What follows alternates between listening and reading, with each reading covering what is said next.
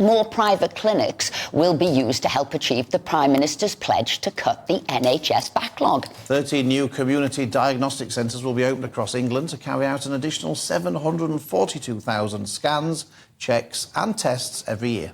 8 of the new centres will be operated by the private sector. All those services will be free to patients. The new clinics have been sparking fears about the health service's future. Is this common sense or is this privatising the NHS by stealth? Well, joining us now to discuss this is GP at the same day Dr. Laurence Gerlis. So, Laurence, it seems the Labour Party want this, the Conservative Party wants this, and it's to use the spare capacity in the private sector to get down those NHS waiting lists. What do you think?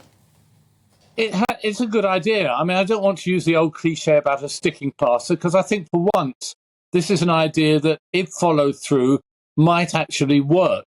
There should be much better cooperation between the NHS and the private sector. We've been talking about that for a long time. There are a lot of people who, as you say, will raise their arms in the air and scream privatisation. It isn't privatisation.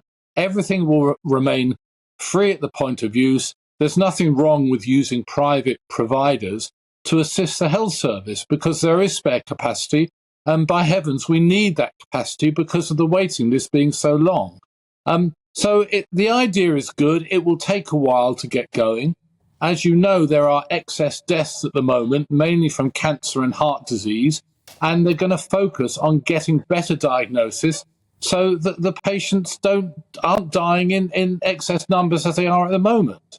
Laurence, the Health Foundation earlier this year said that using the private sector would only have a limited impact on reducing waiting lists, and it was no substitute for addressing the staff shortages, the issues of social care and things in the NHS. Would you agree with them about that? All of those things are true. Social care is still the biggest problem in hospitals, getting patients discharged. That I agree with. The other issue that they've raised is that if you have more CT scans and ultrasounds, there's a shortage of radiographers and radiologists. So yes, it's the same as the Nightingale hospitals, which were a great idea, but there weren't enough staff. So in itself, it's not a solution. We've also got to remember the Darzi centres of the Labour government, which were very similar but failed.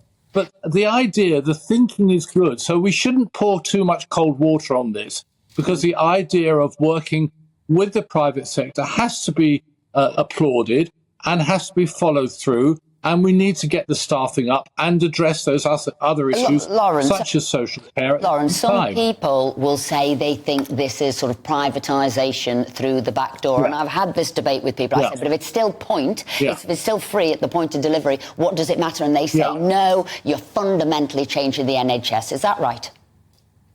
It's not right at all, Esther. And as you know, there are some people that want everything, even, you can't even contract out a cleaner or an IT service. Of course, every business has outside contracts. It's no different from that. You can't employ every single person by the NHS. Most of general practice is contracted to private providers. So no, it's not privatisation. But as soon as you try to do anything different to the NHS, there are going to be pressure groups that raise their arms and scream privatisation. This is a good idea, and it will remain free, exactly as you say.